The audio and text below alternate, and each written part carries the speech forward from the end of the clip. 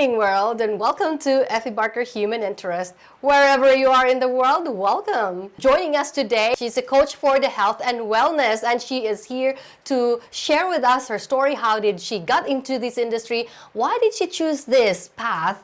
And she will tell us more other experiences of being an immigrant here in the United Kingdom. She is originally from Bulacan in the Philippines. Let's all welcome Christina. I hope I pronounce it well because she said it in the Philippines. They say it's Suarez, but it said Swales. Welcome, right. Christina. Thank you. So how do I say that last name? Swales. Swales. You're right. Yeah. So you're married to in English, is it? Yes. Yeah. Swales. That's Swales. Yeah. And it's Swales. Yeah, that's right. Swales. Swales. Wow. Yeah. Wales. Para siya social na Wales. Yeah, Swales. So yeah, as I mentioned earlier, you're originally from the Philippines, Yes. are you? You're from Bulacan. Yeah, from Bulacan, yeah. Just to give us a little bit of an idea for those who are not from the Philippines, how far is that from Manila? It's about actually, it's very close because it's in Meycauayan. It's about an hour. You're already in Caloocan. I see. I'm not so much familiar with Luzon, but yes, heard a lot of, about Bulacan and the way they speak and the accent. It's different. And as I mentioned earlier, the former Miss Universe Philippines, Chelsea Manalo, is in that area. So your place is really into beauty. So yes, so I saw that I learned that you are a graduate of psychology, aren't you? That's true. Yeah. So psychology, and you took it in the Philippines? Yes. Yes, definitely. okay. What did you like about psychology? It's actually how to communicate with people, how to relate, and their behavior. It's interesting for me, but also you learn from time to time in terms of emotion, spiritual journey they have, and it's just become my passion to be with people, and that's what I do anyway. So you are into like human resources, that kind of thing? You can choose between either human resources or you can go to clinical, or you want to go to a different path, like doctorate if you want to get your major in psychology, like clinical psychology, something like that, So which leads me to my next question. Well, how come you didn't go into medicine to be a doctor? I think, those were the days like I can't afford anything, it's too much money for me. But I have passion to do it. But my current business is almost the same anyway. In terms of health and wellness, it's involved mental, also emotional, deal with people. I went to a different direction, but it's like close. But I didn't went clinical because the time I can afford the time. Maybe one day. But more expensive. Let's talk about coming here in the UK. When did you arrive here? How long have you been here? 2017. So perhaps almost 10 years. Yeah. Oh wow! It's 10 years. Sometimes 10 years. It feels like it's just yesterday. But Indeed. It's been a long time. How did you get into this health and wellness? Yes. Is this something that you were interested before, or did you just suddenly happen to meet someone that brought you into this? It became like a personal to me because, my parents, especially my mom, died when she was sick. I was 6 years old. She's about 35 years old, and I'm the youngest of 5 siblings. So, and the reason for this is heart failure, And I was like, oh, wow. So how can I achieve to really be strong in life? So actually, that's give me inspiration to really go to health and wellness. But at the same time, kind of liking it because, in the Philippines, massage, facial is so popular. And you or me would like to go all the time. Right, yes. So I was just thinking if I open a spa, which I did way back in the Philippines when I was there, I said, I'm going to have a massage every day, right? So it become part of my routine, it become part of my passion. And then I just learned the business along the way. So who brought you into this? How did you research? Oh, I want to do this suddenly, or how did you? I went training when I was in South Africa when I lived there for 3 years. It's beauty and well-being. We do massage in there. We went to this company called Lilian Terry. It's an aromatherapy company. So tell me about the massage. I mean, I know everybody knows what the massage is, but what does it do to us? What's the benefit? So for the massage, we usually ask the client what they prepared for pressure. Some people, they just want very relaxing massage, or if they are working in the gym, they want sports massage or deep tissue. And it's really beneficial to the body, especially in the spasm on the muscle, and if there's tight in the shoulder, neck, especially people working the computers, it releases tension. People get like a frozen shoulder or maybe headaches, which align again with your neck and the shoulder, which is tight, so there's no proper blood flow. It doesn't produce oxygenated blood, so you need to kind of like release the tension. So it's good, not only physical, but also we as a people, we have a lot of emotional blockages in the body, and this emotion that we're, trauma or pain that we have in the body usually goes all the way to our system. And you'll see a lot of people have opportunity to not to work because maybe they are definitely had income, didn't need to work, but they're so tight, So it's not only that, it's because of the stress they're putting on or whatever they have in their lifestyle. And it become very transparent to the body that could tense, even at the physical workout, could be very, very aligned with emotion or stress that they've been. So automatically the body will contract, Yeah, so to have a massage is very release of energy that is black on the body, and also physical body release all this tension in the body, and good for blood circulation, good for digestive, respiratory system, circulatory system, all the system.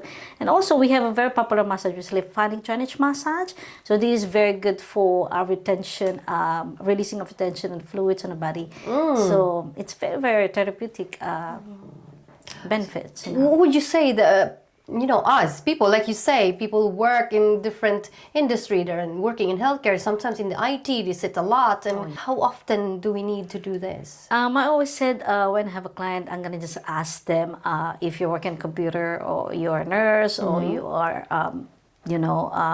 always driving around. I usually said it should be mandatory, like having an MOT. Yeah.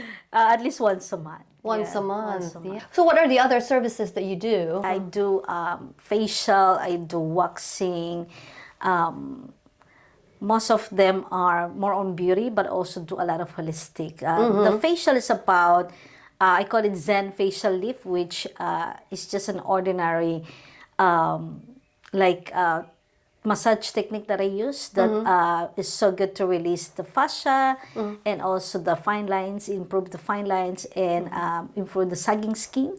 I call it facelift because with this technique you can actually see the lift on the jaw or the fine lines or puffiness in the eyes. So it's really, really effective drainage. It's also a combination of lymphatic drainage on the face at the same time. Okay. So what causes the sagging? Yeah.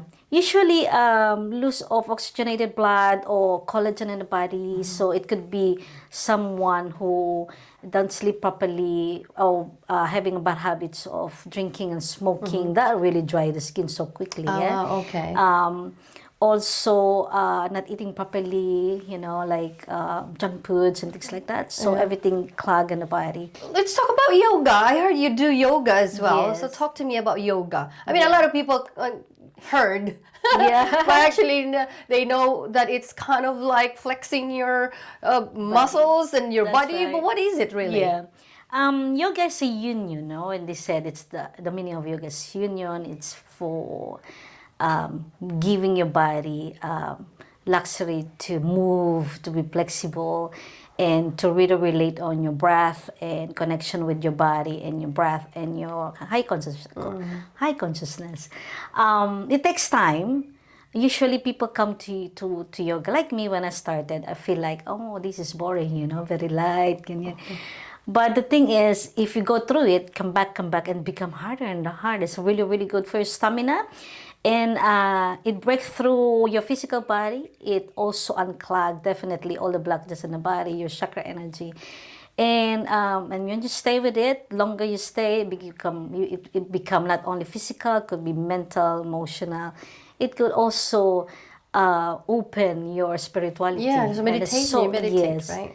Yeah. So it will open your spirituality and also giving you energy to face the world with high frequency, no matter what the chaos around. So Right, yeah. that's very broad, but Yes. yeah. Yes. It's been 3 years now that I'm doing retreats. Oh, okay. Yeah. How does a retreat works? The retreats is a combination of different activity. Most of them are holistic. So I do yoga there, meditation, breath work. I do sound bath.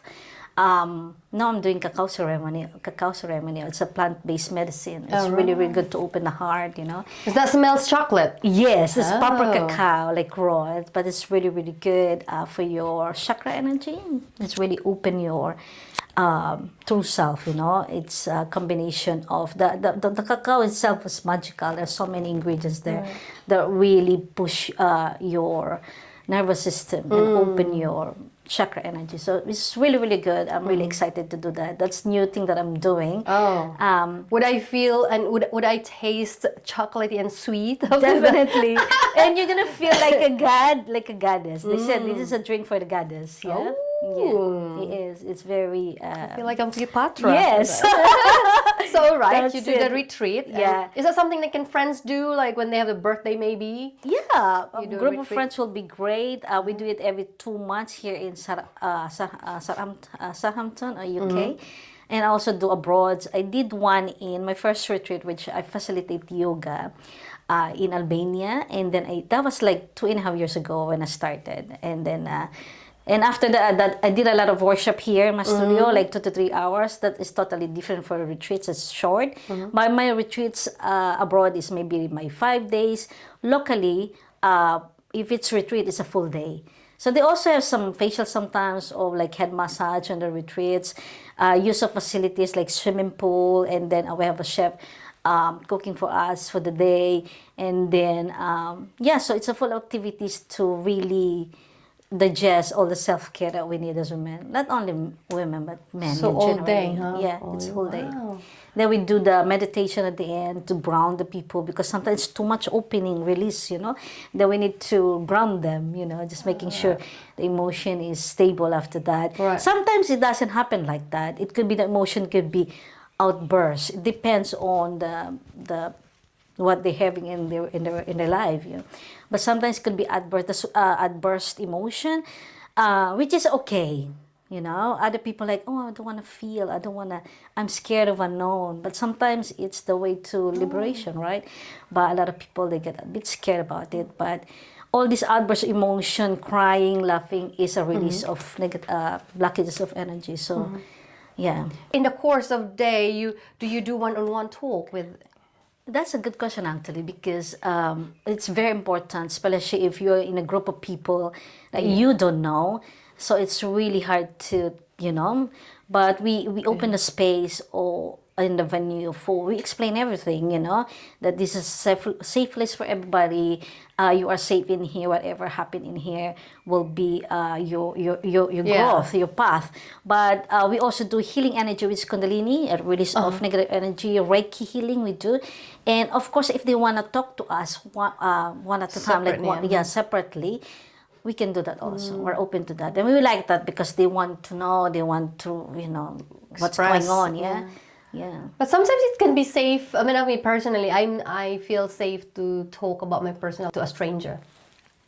Oh, that's what I'm gonna say. Yes. That's what I'm gonna say. Yeah. If you are in a group of strangers, sometimes it's better. Yeah. Because there's no judgment on They don't place. judge you. They don't know anything about you. Yeah. You just listen. Is this some kind of like an eat, pray, love kind of thing?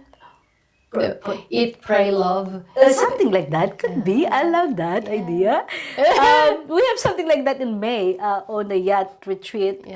We gonna have a retreat on May 16th to 23rd. yeah. It's gonna be in Turkey, but it's a yacht. So we're gonna be in the element of water, and it is like I'm visualizing how it's gonna go. It's gonna be transformative, but at the same time, we also have a lot of things that we're gonna do for ourselves, like be on the water, having a lot of fun with jet ski, or it's like luxurious at the same time. For me, I want to just open up, like, when you go for spirituality, they think you're charity, and that's just normal. I feel like that when I do my spiritual journey. I feel like I'm giving, and it's charity for me because it goes on my heart. But we also deserve to feel and to live in abundance, right? So that's my purpose. I want everybody to feel abundance. I want everybody to feel that you are allowed to go to jet ski while healing other people, right? You're in the element of water. Element of water is very grounding, you know. It helps you, you know, to connect with earth. So unless you have a phobia with water, you don't know how to swim. well, that's why you're there. Transformatives. You need to release this phobia. Yeah.